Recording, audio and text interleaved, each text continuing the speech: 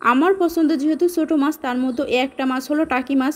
টাকি মাছ হোক বা শোল মাছ হোক, যে কোনো কিছু আমার অনেক বেশি প্রিয়। আর পছন্দের জিনিসগুলো আপনি যেভাবে রান্না করেন না কেন ওইভাবেই খেতে কিন্তু ভালো লাগে। আসসালামু আলাইকুম, আশা করি সবাই ভালো আছেন। আল্লাহর রহমতে আমিও ভালো আছি।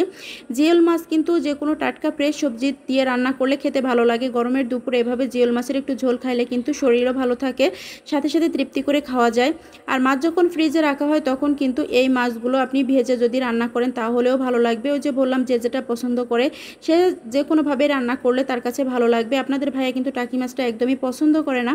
তো যখন সে টাকি মাছটা কিনে আনে তখন সাথে সাথে কই মাছও কিনে আনে। রান্না করলে হয়তো সে কই মাছটা খায়, আমি টাকি মাছ খাই, এমনও হয়েছে বিভিন্ন রেস্টুরেন্টে গিয়ে কিন্তু সে এই টাকি মাছের ভর্তাটা খেয়েছে। তখন তার কাছে আমি জিজ্ঞেস করি, তুমি তো বাসায় খাও না, তাহলে এখানে কেন খাচ্ছ? তো বলে মানে রেস্টুরেন্টটা নাকি তার কাছে ভালো লাগে। তো আসলে আমি তাকে বলছি যে মাছ খায় না মাছের ঝোল খায়, এমন একটা কথা আছে না। তারপর থেকে আমি বাসায় তাকে যদি ভর্তাটা করে দিই তাহলে তাই সে খায়, কিন্তু রান্না করলে সে কখনোই খেতে চায় না। আর এইভাবে ভেজে যদি শুকনো শুকনো মরিচ পেঁয়াজ দিয়ে ভাজা হয় তাহলে কিন্তু ভাত দিয়ে গরম গরম ভাতের সাথে অনেক বেশি ভালো লাগে। আমার কাছে ভালো লাগে, আমি পছন্দ করি, হয়তো বা এই জন্য যারা পছন্দ করে না তাদের বিষয়টা আলাদা। আর এই যে মাছ আর বেগুনগুলো আমি সুন্দর করে ভেজে নিয়েছি, তারপরে হচ্ছে আমি অনেকগুলো পেঁয়াজ মরিচ দিয়ে রান্না করে নিব। এই গরমের দুপুরে আমি এক এক রকম রান্না এক একদিন ট্রাই করি, কিন্তু শুকনা মরিচ দিয়ে কোনো কিছু রান্না করি না।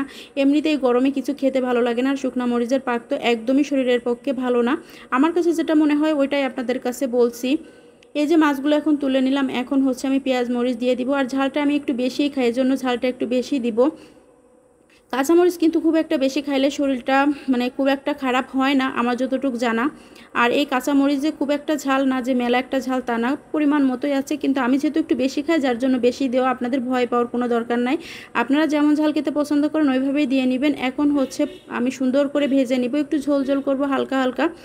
যেহেতু দুপুরে দুইজন খাবো, শুধু যদি শুকনায় মানে শুকনা শুকনা ভেজে নিই তাহলে খাওয়াটা একদমই কমপ্লিট হবে না। এখানে হলুদের পরিমাণটা একটু কম ছিল, এই জন্য আমি আরেকটু হলুদও দিয়ে দিলাম।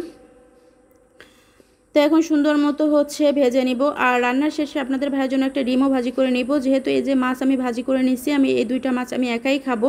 আপনি অনেকেই বলতে পারেন যে দুইটা মাছ আপনি একাই খাবেন। হ্যাঁ, এই টাকি মাছ যদি 5টা 7টা 10টাও ভাজি করে আমি একাই খেয়ে ফেলতে পারি, কারণ টাকি মাছটা আমার খুবই বেশি প্রিয়। এই যে মরিচ পেঁয়াজটা সুন্দর মতো ভেজে কিন্তু আমি মাছ আর বেগুন একসাথে দিয়ে দিয়েছি। এখন হচ্ছে মানে মাছটার মধ্যে একটু জাল হবে, তারপরে নামিয়ে নিব। মানে ঝোলটাও খুব একটা হবে না, একদম মাখো মাখো হবে। এরকম তরকারি খেতে আমার ভালো লাগে। রান্নাটা করতে কিন্তু খুব একটা সময়ও লাগে না, সাথে সাথে খেতেও অনেক বেশি ভালো লাগে। কে কে আমার মতো রান্না করে খান অবশ্যই কমেন্টস করে জানাবেন। তো ধৈর্য ধরে যারা আমার ভিডিওটা দেখেন, যদি আপনাদের কাছে ভালো লেগে থাকে তাহলে আমার পেজটা ফলো করে দিবেন, আমার সাথেই থাকবেন। আর আজকের ভিডিওটা কেমন হলো, আপনাদের কাছে কেমন লেগেছে অবশ্যই কমেন্টস করে জানাবেন। তরকারির ফাইনাল লুকটা কিন্তু এমন আসছে, খেতেও মাশাআল্লাহ অনেক বেশি মজা হয়েছিল।